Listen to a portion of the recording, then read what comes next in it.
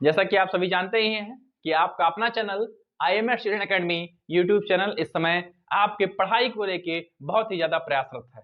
मेरा प्रयास यही है कि कोई भी बच्चा पढ़ाई से वंचित ना रह पाए।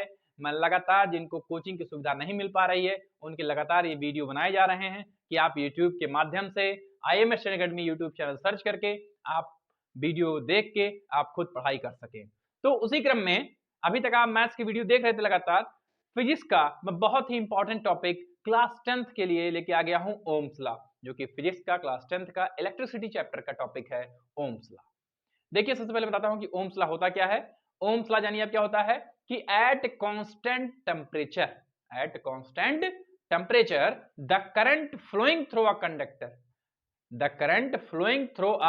Conductor is directly proportional to the potential difference across its end। मतलब कि जो करंट फ्लो करती है अक्रॉस द कंडक्टर वो डायरेक्टली प्रोपोर्शनल होती है पोटेंशियल डिफरेंस के, जो दोनों चारों तरफ होती है। मींस आप समझिए कि जो ओम्स लॉ कहता है वो कहता है कि potential difference is directly proportional to the current flowing through it. मैंने डेफिनेशन क्या बताया कि at constant temperature the current flowing through a conductor is directly proportional to the potential difference across its end. कि जो हमारा current flow कर रहा है वो डायरेक्टली प्रोपोर्शनल है पोटेंशियल डिफरेंस के। तो मैंने वही इक्वेशन के माध्यम से लिखा कि V is directly proportional to I। Directly proportional का मतलब क्या होता है कि अगर वोल्टेज पोटेंशियल डिफरेंस बढ़ेगा तो करंट बढ़ेगा, अगर पोटेंशियल डिफरेंस घटेगा तो करंट घटेगा, अगर करंट घटेगा तो पोटेंशियल डिफरेंस घटेगा। डायरेक्टली प्रोपोर्शनल का मतलब कि दोनों तरफ सेम चेंजेस होने वाले हैं। अब ध्यान दीजिए कि यही हमारा ओम्स लॉ है। अब इसमें आगे क्या होता है कि इस डायरेक्टली प्रोपोर्शनल की साइन को हटाने के लिए एक हम कांस्टेंट लेके आते हैं जिसको हम लोग कहते हैं रेजिस्टेंस कांस्टेंट R। ये हमारा होता है रेजिस्टेंस, इस कांस्टेंट को नाम दिया गया रेजिस्टेंस। अब आपके दिमाग में आना चाहिए कि रेजिस्टेंस बोला जाए, रेजिस्टेंस होता क्या है।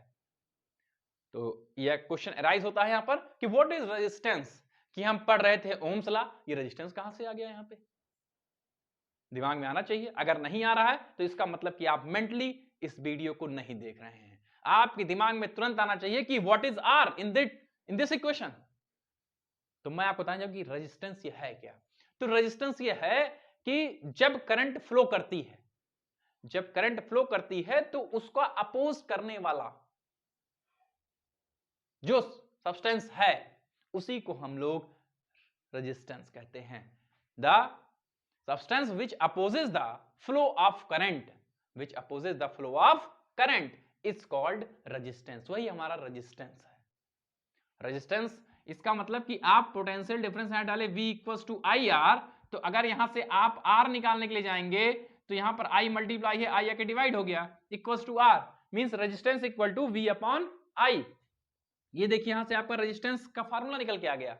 आप पढ़ रहे थे ओम्स लॉ, आपने ओम्स लॉ का इक्वेशन पढ़ा, वहां से आपको आर मिला रेजिस्टेंस, और रेजिस्टेंस का फार्मूला देखिए निकल के आ गया R equals to V upon I.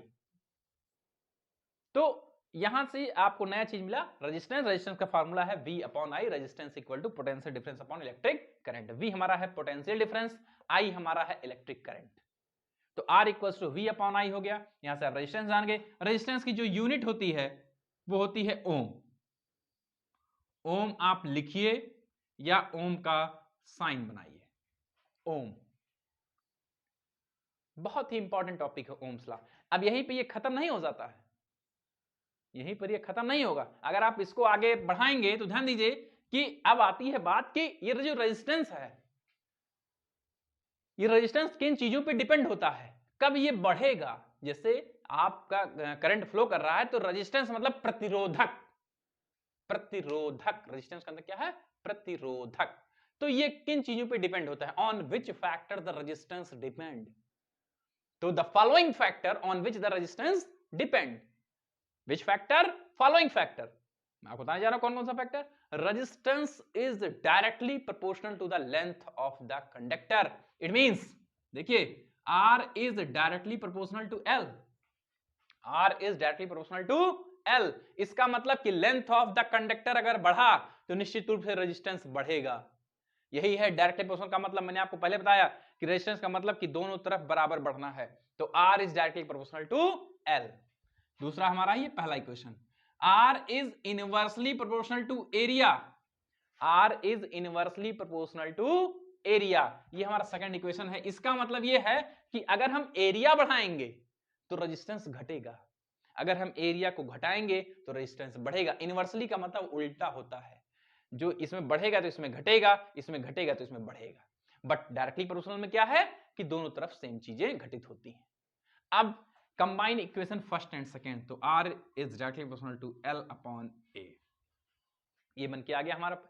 तो अब यहां पर आपने ध्यान दीजिए कि डायरेक्टली प्रोपोर्शनल की साइन को हटाने के लिए R लेके आए थे, यहां पर सेम कंडीशन फिर से आ चुकी है। अब की बार रेजिस्टेंस को हटाने के लिए एक हम कांस्टेंट लेके आए जिसको कहते हैं rho, that is called resistivity constant, इसको हम लोग कहते हैं resistivity constant rho L upon A। यहां से निकल के आ गया हमारा R is equal to rho L upon A। मतलब R का एक फार्मूला V अपॉन I पढ़ रहे हैं, फिर आपने देखिए तुरंत पढ़ा R is equal to rho L upon A। Rho is called resistivity constant, ये हमारा रेजिस्टिविटी होता है। यहां से अगर आप रेजिस्टिविटी निकालना चाहते हैं तो रेजिस्टिविटी को हो जाएगा R into A upon L। देखिए यहां से रेजिस्टिविटी का फार्मूला भी निकल के आ गया, rho is equal to RA upon L, तो ये रेजिस्टिविटी निकल के आ गया। अब आपसे कोई पूछ ले कि आपने रेजिस्टेंस का तो ओम बता दिया, रेजिस्टिविटी का क्या होता है, तो आप तुरंत उसको कहेंगे उसकी यूनिट होती है ओम मीटर। क्या होती है? ओम मीटर। रेजिस्टिविटी की जो यूनिट होती है वो होती है ओम मीटर, ओम मीटर। तो आप देखिए ओम्स लॉ आप पढ़ रहे थे, आपने ओम्स लॉ से यहां पर R निकाला, फिर R किन चीजों पे डिपेंड होता है उससे आपने फिर एक नया टर्म लेके आ गए रो, जिसको हम लोग कहते हैं रेजिस्टिविटी, रेजिस्टिविटी कांस्टेंट। तो रेजिस्टिविटी इक्वल्स टू हो गया R into A upon L। तो ये ओम्स लॉ आप पढ़िए, ओम्स लॉ आप पढ़ेंगे, बहुत ही इंपॉर्टेंट टॉपिक आपके लिए होने जा रहा है और आपके बोर्ड के लिए बहुत इंपॉर्टेंट टॉपिक। जिन बच्चों को स्टडी नहीं मिल पा रही है और यूट्यूब का वीडियो नहीं पहुंच पा रहा है, वो आज ही चैनल को सब्सक्राइब करें, IMS study academy YouTube channel. मैं फिर से वीडियो लेके आऊंगा आपके बीच, मैथ्स, फिजिक्स और भी छोटे बच्चों के लिए वीडियो आते रहेंगे। Thank you.